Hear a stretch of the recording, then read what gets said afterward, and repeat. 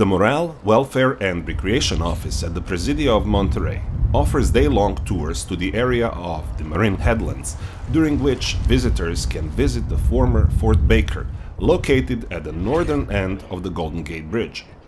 This former U.S. Army post houses more than 25 historic buildings, which are clustered around a main parade ground, a sheltered harbor protected by a jetty, a number of historic gun emplacements, and scenic trails and forested areas climbing gently up from San Francisco Bay. And I'll introduce myself. My name is John Martini. Currently I'm a volunteer with the National Park Service. In a previous incarnation, I was the supervisory ranger out here. Retired National Park Service rangers from the Golden Gate National Recreation Area give tours which cover several neighboring military installations. Fort Baker faces the city of San Francisco. Its gun battery positions were constructed to defend the entrance to San Francisco Bay prior to World War I. Built at the beginning of World War II, Fort Cronkite consists of army barracks and a large casemate, which is a fortified gun battery with ammunition storage and delivery areas known as Battery Townsley. These emplacements still exist today, only without the large guns that used to stand guard over this part of the Pacific. Big generators, 325 kilowatt generators that could have powered the whole fort down here. Efficient use of air power during World War II, along with the development of nuclear weapons, forced War Department analysts to request advanced surface-to-air systems to counter possible future attacks against the United States.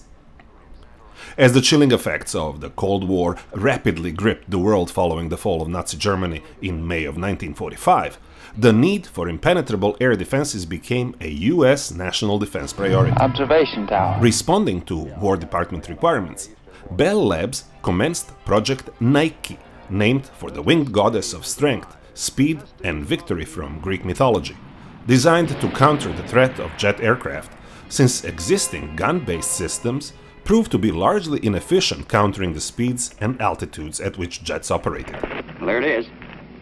That's Nike Zeus. And the purpose of this, of course, is against the tremendous threat that exists today from incoming intercontinental ballistic missiles.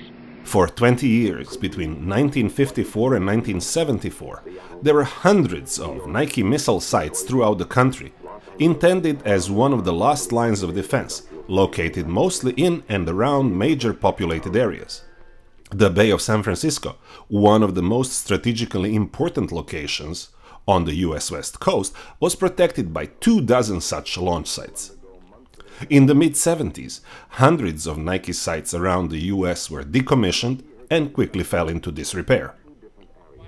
One such location was on a hilly peninsula at the southernmost end of Marin County, known as SF88L. It is part of former Fort Barry. Here, a dedicated group of veterans and history buffs managed to resurrect the old Nike site into a lively military history display, with period guardhouses, fences, rotating radar sensors and control rooms, as well as with a realistic Nike missile launch facility. There was never a launch from any site within the continental United States, a test or training or anything else. All the launches were from the test range down in Texas at White Sands, and I'd never witnessed an actual launch.